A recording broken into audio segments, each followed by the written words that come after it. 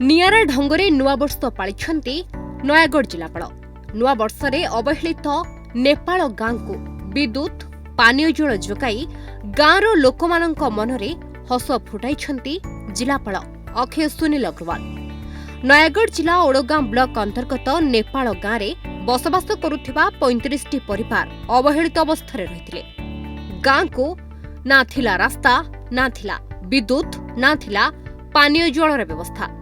नवेम्बर मासरे एही अपहंच गाँव जिलापाल पहुंची गाँव समस्त प्रकारर मौलिक सुविधा जोगाई देबा पई लोकमानकु प्रतिश्रुति देथिले। प्रतिश्रुति को रक्षा करी गाँ को जोगाई दैछन्ति लोकमानंकर मौलिक सुविधा। गाँव में सोलार सिस्टम करा जाई प्रति घरे लाइट जळुछि। प्रत्येक घर को पानी जोगाई दिया जाइछि। गाँव में अंगनवाड़ी केन्द्र खुलिछि। गाँर रास्ता निर्माण मध्य आरंभ होइछि।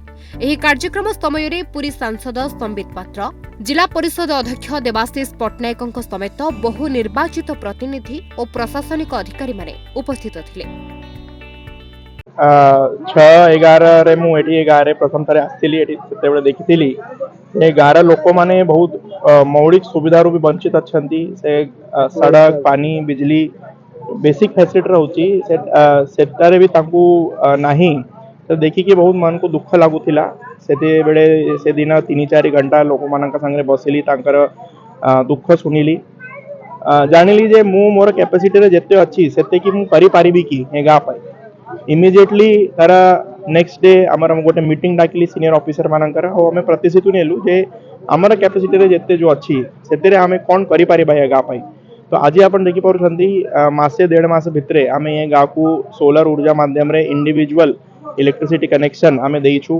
तापरे पीबा पानी रो गोटे जो बड़ असुविधा थिला तापई आमे individual functional house hold tap connection आमे देइछु। तापई मध्ये सोलर एनर्जी रे आमे व्यवहार करूछु। ये छड़ा सड़क रे काम चाली छी। आंगनवाड़ी केंद्र काम जो एठी अपूर्ण थिला बहुत वर्षरू ताकू आमे 15 दिन भितरे सारिकी आंगनवाड़ी केंद्र आज नुआ आमे तार उद्घाटन कर देइछु। ये छड़ा लोक मानकर जो एठी आउ गोटे बड़ दुख थिला सेटा माने तांकर कोनसी बिलवाड़ी नाही, कोनसी चाष जमी नाही, से मानकर लाइवलीहुड पाई कोनसी तांको प्रोविजन नथिला।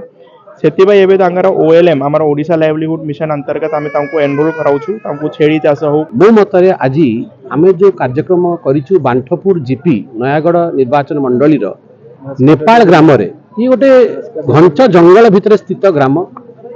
हाराहारी 40टी घर अछि। भारत वर्ष केबेठु स्वाधीन हेलानी किंतु एपर्यंत आंक पाखर लाइट नथिला, पीबा पानी रो सुविधा नथिला, रोड नथिला। तो धन्यवाद देवी आमर नयागढ़ रो कलेक्टर अक्षय सुनील अग्रवाल जी को जा हो तांकर दृष्टिपात हैला। से एठी आसिकी भ्रमण कले, परीक्षण कले एवं निष्पत्ति निया हैला। समस्त जनप्रतिनिधि अछंती दल मत निर्विशेष रे समस्त कोऑपरेट करिकी केमिते अंचल को आमे डेवलप करिबा ताहा पई सूर्य शक्ति रो प्रयोग करिकी सोलार पैनलिंग हैला। प्रत्येक घर को सोलार पैनलिंग रे जोड़ा हिची। तत्सहित प्रत्येक घर को 2टी बल्ब, 2टी चार्जिंग पॉइंट एवं प्रत्येक घर को पेय जल सबमर्सिबल जो अच्छी पंप से पंप सूर्य एनर्जी रे काम करूची एवं पेय जल समस्त को प्रदान करा होची। आम गाँव को 2 मास तले आसथिले तापर देखिले करंट सुविधा नाही, तापर रोड भी सुविधा नथिला, तापर पुणी पानी जल सुविधा नथिला। तापर कहि कि जिबा परे भी एबे सोलार लाइट देइछंती, पानी भी देइछंती सुविधा। आ पिला माने पढ़ी पार नथिले बोली हमको सार भी जोगे देइछंती।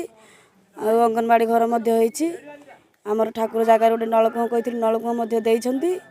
आ हमर एठी गोटे मंडप घर पे आमे पैसा कहिथिलु मध्य देइछंती। आ नयागढ़ विश्वनाथ बेहरा रिपोर्ट न्यूज 8 ओडिया।